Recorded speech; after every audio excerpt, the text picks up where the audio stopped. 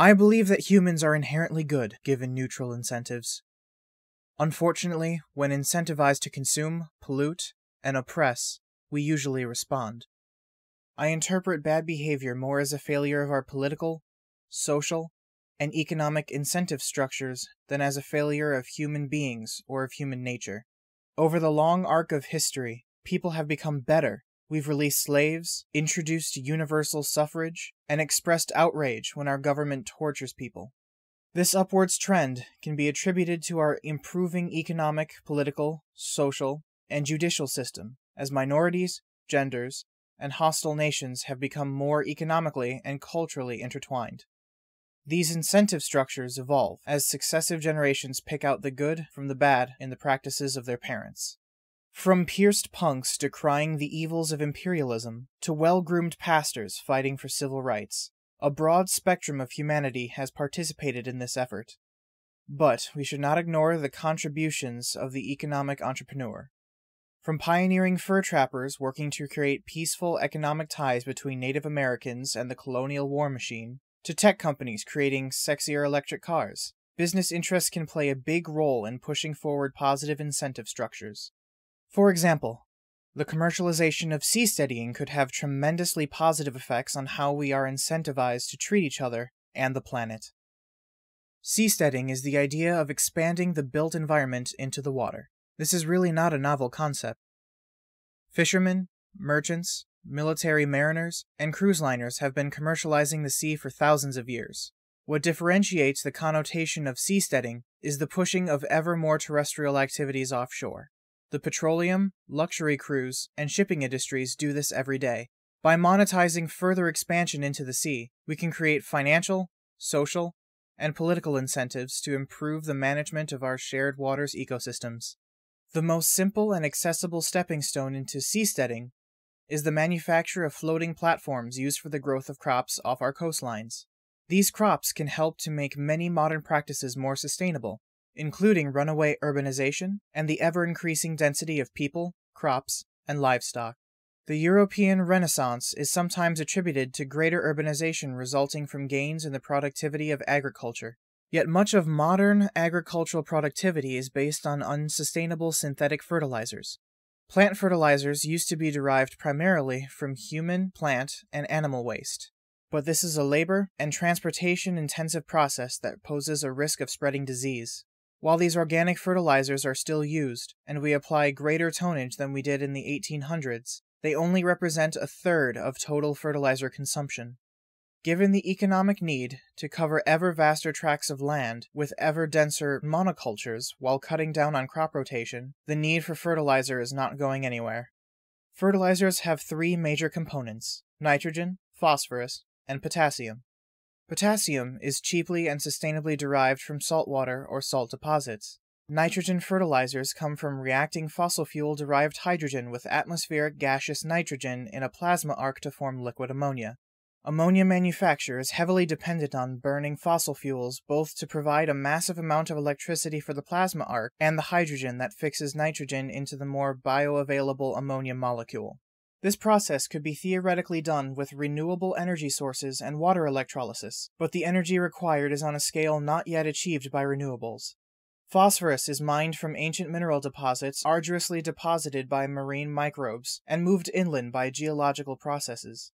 Phosphorus mining not only has a detrimental effect on the landscape, but the deposits we depend on are a non-renewable resource expected to run out in the next 200 to 300 years while becoming prohibitively expensive. Phosphorus deposits are drying up. To make things worse, little of the nitrogen and phosphorus are recovered after they are used once. An estimated 20% runs off our fields into rivers, while a greater percentage of landscaping fertilizers are lost to our sewage systems alongside many of the minerals from human and animal excrement. While some of this waste is recovered as biosolids, most of it makes its way back into the water system. A large portion of our uneaten food is left to lay unused in landfills, along with the nitrogen and phosphorus used in textile manufacture. Capturing these fertilizers before they escape the natural biological cycle of the planet is in everyone's best interest. We just haven't figured out how to monetize it to the extent that we need to.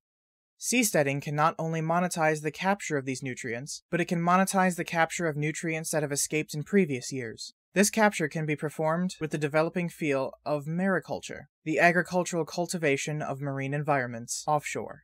Terrestrial plants can be grown on floating barges in hydroponic grow media like porous clay pellets or palletized hay bales, with their roots hanging down into lakes and rivers. Normal agricultural crops could absorb runoff much like an aquaponic setup, only they would be drawing their nutrients from the public water supply.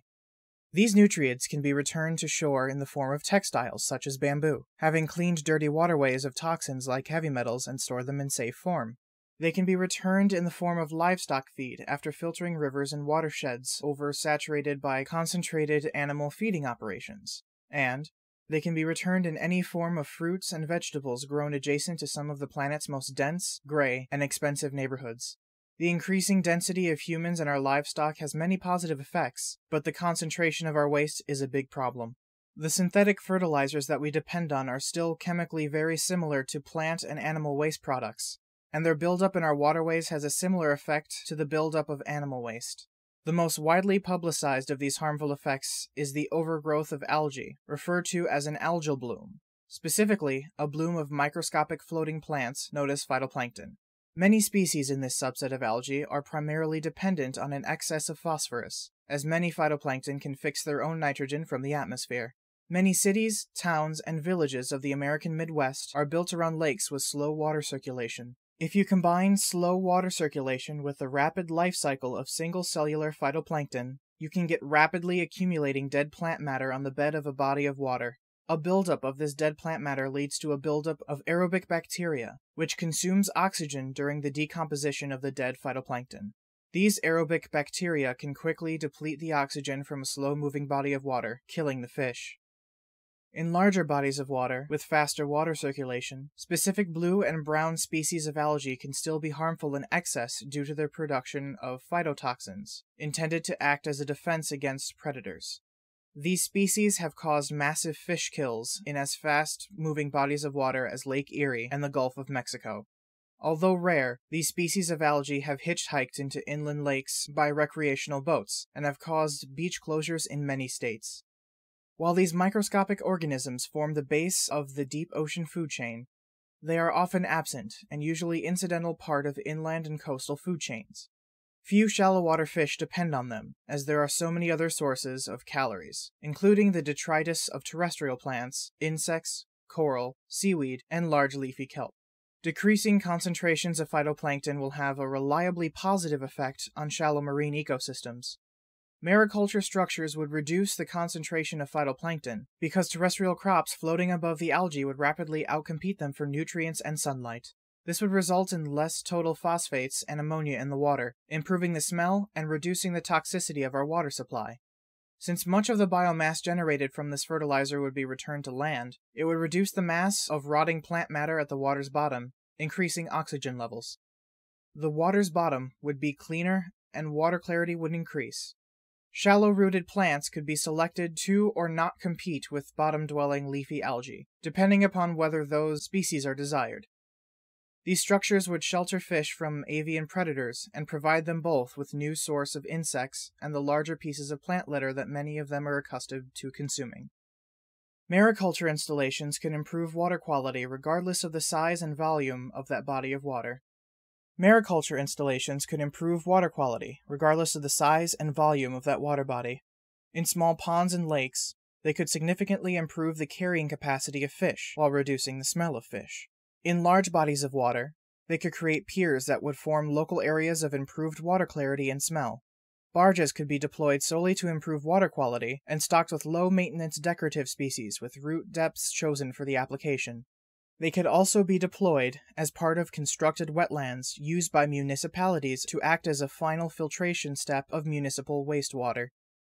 There have been many conversations about urban gardens, vertical farming, and green spaces, as well as economic and environmental arguments for greater urban density. Shallow water mariculture offers solutions to many of the problems they seek to address, and others. It also adds and subtracts some costs. Mariculture shouldn't require fertilizer or water. It requires no land unless the barges need to be dry docked before winter. While afloat, they are, to an extent, protected from the spread of weeds. Mariculture does not compete for an urban footprint with outdoor sports or construction, and can create urban arboretums in otherwise dirty, wasted space.